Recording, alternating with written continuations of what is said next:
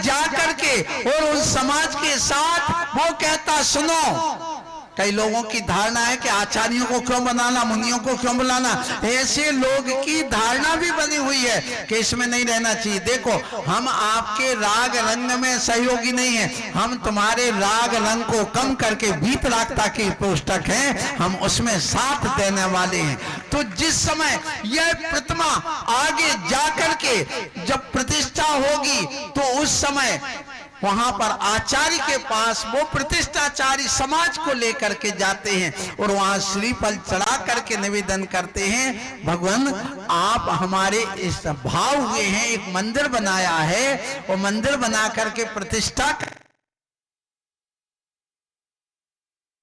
के द्वारा वह सूर्य मंत्र हमें चाहिए है और आप जरूर पधारे, क्योंकि आप पहले स्वयं आचार्य पद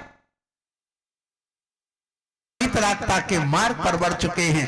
क्योंकि ध्यान रखो, एक दीपक जो जलता होगा वही दूसरे दीपक को जला, और यदि जलता हुआ दीपक नहीं है तो वह बुझे हुए दीपक को जला नहीं सकता। इसी प्रकार जो स्वयं रत्नत्रय धारी होगा वही दूसरी प्रतिमा को रत्नत्रय के संस्कार दे सकता है।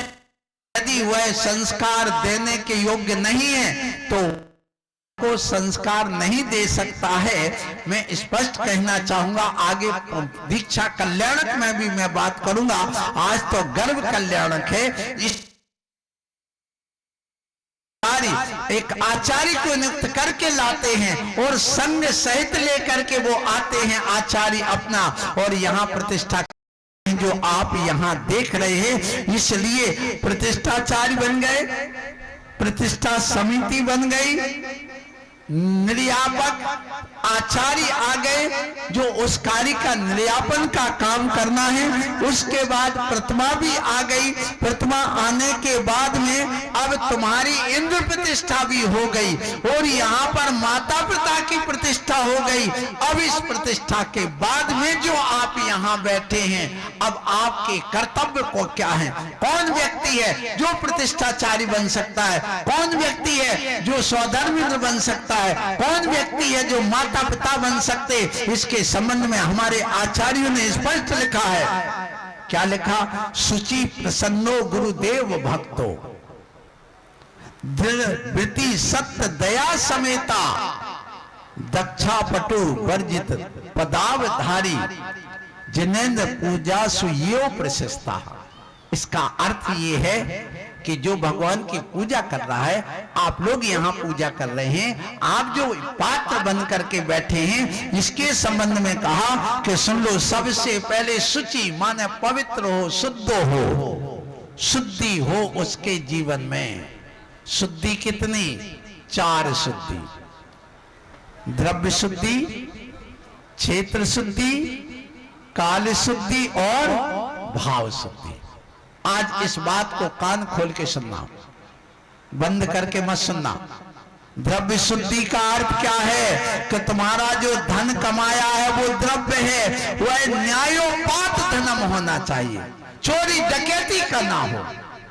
बस एक कहा गया, तुम चोरी डकैती को खाने पीने में विषय भोगों में लगा दो, लेकिन जो तुमने न्याय से पैसा कमाया वह पैसा यदि तुम्हारा लगा तो शुद्ध धन है, द्रव्य शुद्धि हो गई। दूसरी बात कहा गया, भोजन जो करते वो भी द्रव्य है, अनाज वो भी शुद्ध हो, माने मांस आदि से संपर्क युक्त ना हो। जो व्यक्ति मांस आदि से युक्त पदार्थों का सेवन करता हो वह पूजा करने का अधिकारी नहीं है, ये ध्यान रखना। फिर कहा काय शुद्धि हो, काय शुद्धि का अर्थ ये भी द्रव्य शुद्धि के अंतर्गत आता है कि आप रोगी ना हो। यदि खांसी है, बुखार है, टीबी है, कैंसर आती है तो आप पूजा में मत बैठो, आप बाहर रहिए, बाहर से अनुमोदना करिए, क्योंकि वैसे भी कोरोना का काल चल रहा है। पता नहीं वो सर्दी, खांसी, जुकाम, बुखार, हरारत और आंखें लाल होना, सिर चकराना, ये सब कोरोना के भी लक्षण लक्षण हैं और भी कई बुखार आदि के लक्षण हैं, लेकिन ऐसी जगह बैठ करके आप पूजन अभिषेक ना करें। और मैं आज और कहूंगा, यदि जिस किसी को भी थोड़ा भी हल्दी सर्दी जुकाम बुखार हो, वो पेंडाल में आके नहीं बैठना। आपको बैठने का यहाँ अधिकार नहीं है। आप बाहर रहिए, बाहर बैठिए, दूरी बना करके रहिए, रखिए, क्योंकि 2 गज की दूरी आज है जरूरी। समझ रहे ना? आज मास्क लगाना भी नहीं आता है लोगों को। मास्क कब लगाया जाता है? भीड़ में, घर में नहीं, अकेले में नहीं। और वो भी मास्क आप यूज एंड थ्रो वाला नहीं, सूती कपड़े का। हमारे यहाँ जैन दर्शन में कहा है पानी छानने के लिए। अभी तक पानी छान करके तुम पीते थे, अब भगवान कहती यदि तुम मेरी बात नहीं मानोगे, शाकाहारी भोजन नहीं करोगे, क्योंकि ये जितने भी वायरस उत्पन्न होते हैं हानिकारक मनुष्य के लिए, वे सारे मांसाहारी के कारण से होते हैं, और मांसाहारी प्राणियों से उत्पन्न होते हैं। भी ध्यान रखना, चाहे वो रेबीज हो, वो कुत्ता और बिल्ली से पैदा होता, क्योंकि वो मांसाहारी है। ये जो आपके यहाँ पर आया है कौन कोरोना, ये कहां से आया? ये आपको मालूम हो, पिंगोंग नाम का एक कोई प्राणी है मांसाहारी, उसको लोगों ने ऐसा कच्चा मांस खाना चालू कर दिया चीन में, और वो वायरस मनुष्य में आ गए और वो धीरे धीरे सब में फैल गए। इसलिए ध्यान रखना, ऐसे मांसाहारी लोग यहाँ पर वो अभिषेक पूजन नहीं कर सकते, नियम है। इसलिए कहा गया ये भी शुद्धि होना चाहिए, काय शुद्धि, पर द्रव्य शुद्धि, अर्थात जो तुम द्रव्य लाए हो ये भी शुद्ध हो, इसमें भी किसी प्रकार का अशुद्धि ना हो। फिर कहा गया क्षेत्र शुद्धि, संक्षिप्त करूंगा क्योंकि आपको आगे की बहुत सारी क्रियाएं करना है। तो देखिए, क्षेत्र शुद्धि का अर्थ है कि जहां मुर्दा ना गड़ा हो, जिस स्थान पर मुर्दा गड़ा हो वो स्थान पवित्र नहीं माना गया जैन दर्शन के अनुसार। ध्यान रख लो, हम भारत देश में रहते, भारत देश पवित्र भूमि को कहलाती है। यहाँ पर ये तीर्थंकर आदियों ने जन्म क्यों लिया? कोई ये महान है, इसके पीछे बहुत बड़ा कारण है, क्योंकि इस पृथ्वी में जहां खोदो यहाँ मूर्तियां निकलती हैं, मुर्दे नहीं निकलते हैं। जिस दिन सारी पृथ्वी में, इस भारत भूमि में जहां खोदोगे मुर्दा निकलने लग जाएंगे, उस दिन यह भूमि अपवित्र हो जाएगी, उस दिन यहाँ पर मनुष्य समाज समाप्त हो जाएगी। ये ध्यान रखना। इसलिए हमारे यहाँ पर विशेषता है, मुर्दे नहीं मूर्तियां निकलती हैं, इसलिए महान पवित्र भारत देश माना जाता है। ये भी ध्यान रखना। हमारे यहाँ पर बैठे हुए मैं आप लोगों से कहेंगे, अभी हाथ रस वाले आए थे, उमा शंकर जी और संजीव कुमार जी भूरा भैया आपको ले जा रहे हैं, मेरा आशीर्वाद है। और हमारे चेयरमैन जी ठाकुर महेश पाल सिंह जी बैठे ना, आशीर्वाद। मैं कहूंगा आप ये प्रवचन सुनिए और सारी जनता भी इस बात को सुने। हमारे यहाँ पर ये मुर्दे को जलाते क्यों है, गाड़ते क्यों नहीं है, ये मैं मोक्ष कल्याण के दिन बताऊंगा, आज नहीं बताऊंगा।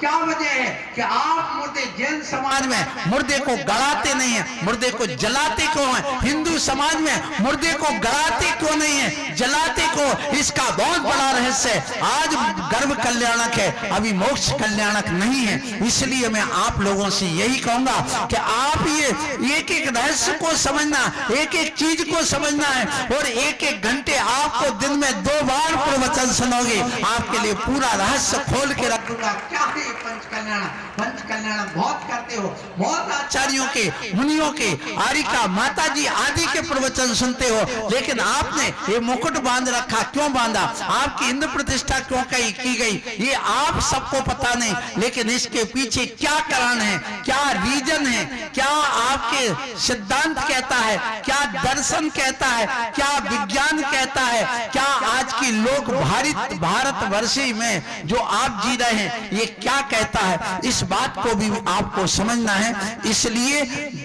जहां पर मुर्दे ना गड़े हों ऐसी भूमि पर पंच कल्याण किया जाता है। जहां पर ईंट के भट्टे न लगाए गए हों वहां पर, क्योंकि जहां ईंट का भट्टा लग जाता वहां की जमीन ऊर्जा रहित हो जाती है, वहां की जमीन में ऊर्जा समाप्त हो जाती है, वहां पर बीज बोगे तो उगता नहीं है। और जहां पर बीज की फसल सबसे अच्छी आती हो, जैसे यहाँ पर आप देखिए ये कोठी के अंदर चंदन जैसे वृक्ष लगे हो जहां, तो ये भूमि तो अपने आप में पवित्र है ही, ये ध्यान रखना। सो आप देखिए जहां मुर्दे ना हो, भट्टी ना हो, जहां पर शराब आदि ना बनाई जाती हो, शराब के वहां पर फैक्ट्री ना हो, और जहां पर ध्यान रखो मांस मल मूत्र आदि ऐसा ना पड़ा हो, ऐसी जगह हमारे यहाँ पर पंच कल्याण प्रतिष्ठा कराया जाता है। आपको मालूम हो मुस्लिम समाज भी है, वो नमाज पढ़ती, वो कहते कौन सा स्थान है जहां नमाज पढ़ी जाए, वो भी ढूंढते हैं शुद्ध स्थान, तुम भी ढूंढते हो शुद्ध स्थान। आपको मालूम हो जहां पर हिंदू हैं वो भी सब ढूंढते पवित्र स्थान। तो ऐसे आप गंदगी वाले स्थान पर कभी मंदिर ना बनाए, जहां पर मान लो कचरे से नगर पालिका का कचरा, महेश पाल सिंह जी सुनो, वो डाल करके जहां पर भूमि पूर्ण दी हो उस पर कभी मंदिर नहीं बनाना। यही वजह जब मंदिर बनाते तो कम से कम 4-5 हाथ नीचे की मिट्टी निकाल करके अलग करते हैं, क्यों? ओरिजिनल वास्तविक मिट्टी आ जाए, गंदगी ना रह जाए। यदि वो गंदगी रहती तो वो क्षेत्र शुद्धि नहीं मानी जाती है। यही वजह क्षेत्र शुद्धि की वजह से हमारे भैया प्रतिष्ठाचार्य जी यहाँ घट यात्रा करते हैं, जो आपने की है घट यात्रा आप लोग करके लाए, फिर वह जल लेकर के आए, उस जल से उस मंत्रों की शुद्धि की गई। यहाँ वेदी में नींव खोद करके वहां पर मिट्टी निकाल करके देखा गया कि मुर्दे अधिकतम 3 हाथ गहराई तक रहते, इसलिए इतनी मिट्टी निकाल करके देखा जाता कि कोई मुर्दा तो इसके अंदर नहीं गड़ा हुआ है। इसलिए ऐसी पवित्र भूमि पर आप लोग ऐसे क्षेत्र शुद्धि की दृष्टि से पंच कल्याण करते हैं, और ऐसी भूमि पर रहने वाले व्यक्ति हमेशा सुखी रहते हैं। फिर आती काल शुद्धि। काल शुद्धि क्या कहलाती है सुन लो। जहां पर महामारी फैली हो, जैसे हम 2 साल से प्रयास कर रहे थे कि चलो अवागढ़ का मंदिर बन गया, चलो पंच कल्याण करना, पंच कल्याण करना, लेकिन महामारी के कारण से काल शुद्धि नहीं थी, इसलिए 2 साल लेट हो गया। कोई बात नहीं, लेकिन अब समय आ गया है, अवागढ़ वालों का पुण्य जागा है, और ये पुण्य जागने के साथ ही यहाँ पर ये पंच कल्याण प्रतिष्ठा हो रही। तो जहाँ अति वर्षा हो रही हो, ओले बरस रहे हो, ऐसा काल हो, जहाँ पर महामारी का काल हो, जहाँ पर अधिक मास हो, जहाँ पर रिक्ता तिथि आदि हो, ऐसे जगह कभी पंच कल्याणक नहीं करते, वो काल शुद्धि मानी जाती है। उसके बाद में आती है काल शुद्धि के बाद में भाव शुद्धि। जब द्रव्य क्षेत्र काल ये 3 शुद्धि हो जाती है, वहां पर उल्लास आता है, उल्लास उमंग, चलो कोई चिंता नहीं। ये भाव शुद्धि के लिए आपसे कहा गया घर में भोजन नहीं बनाना, सारा भोजन सारे लोग यहीं पर करो। और जब सब लोग यहाँ भोजन करते हैं, और भोजन करने वाले यहाँ पर आकर के अपने आप में महान कार्य करते हैं, अपना उपयोग यहाँ पर रखिए।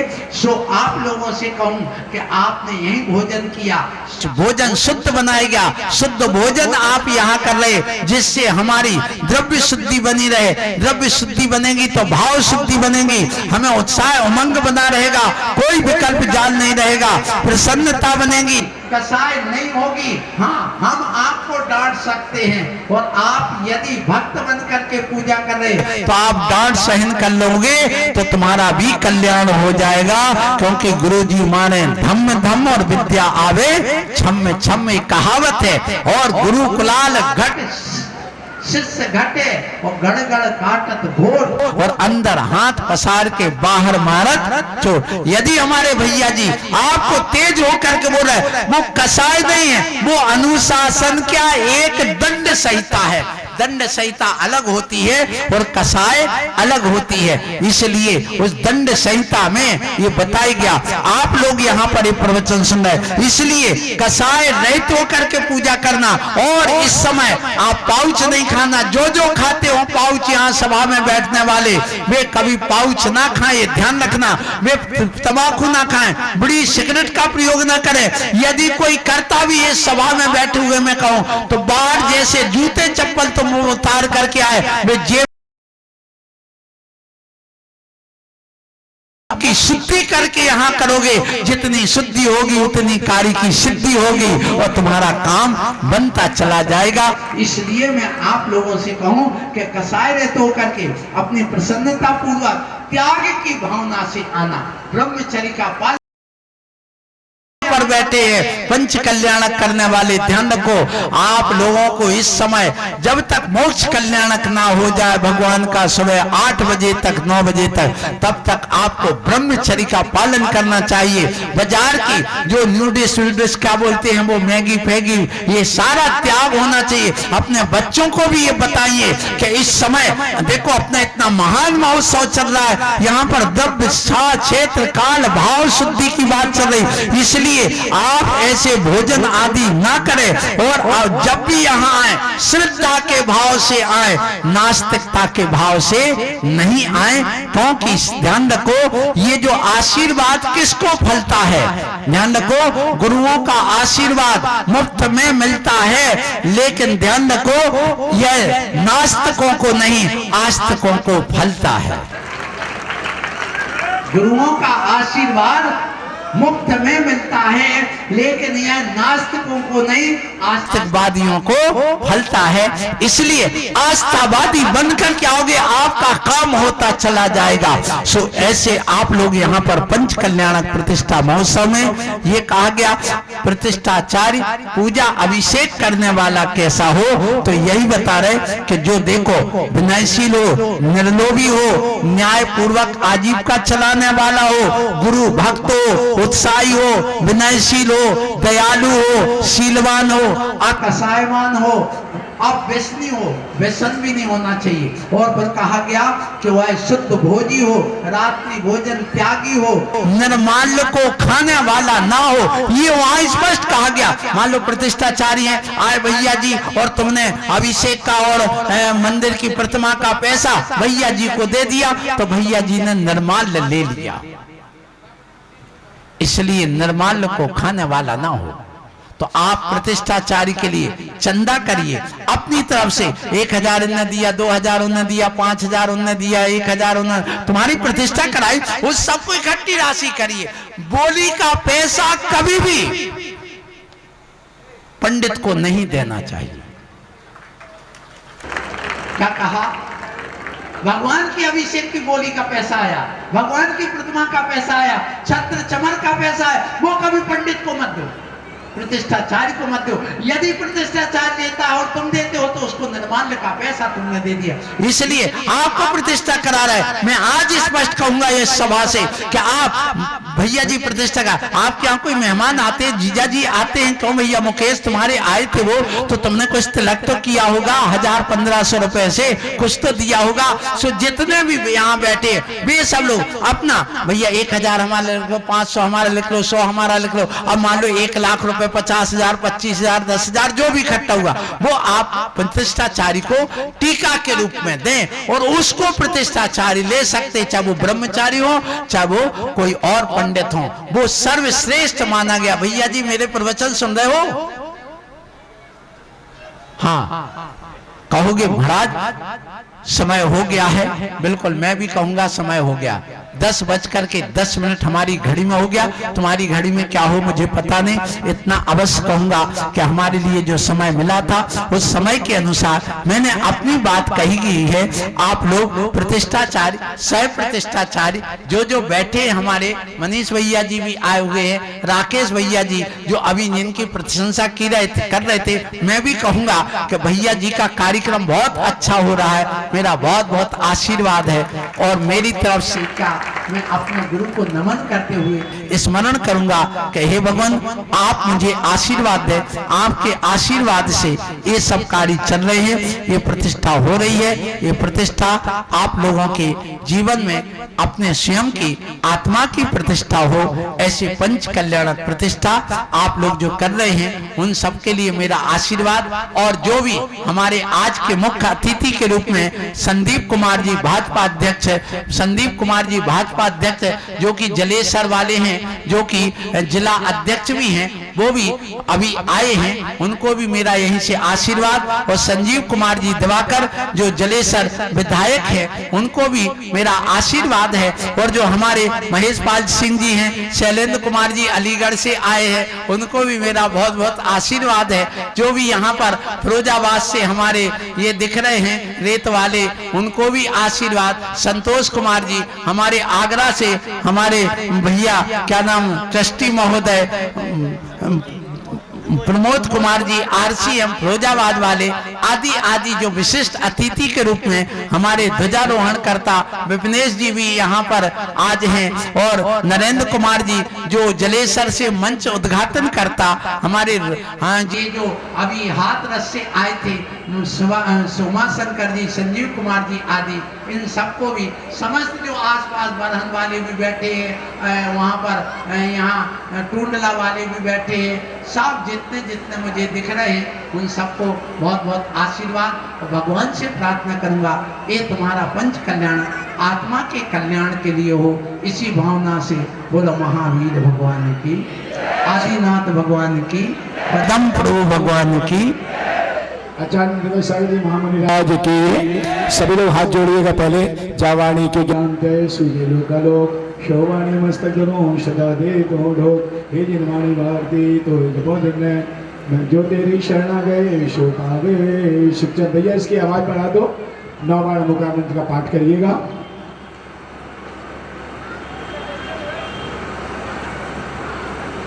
हेलो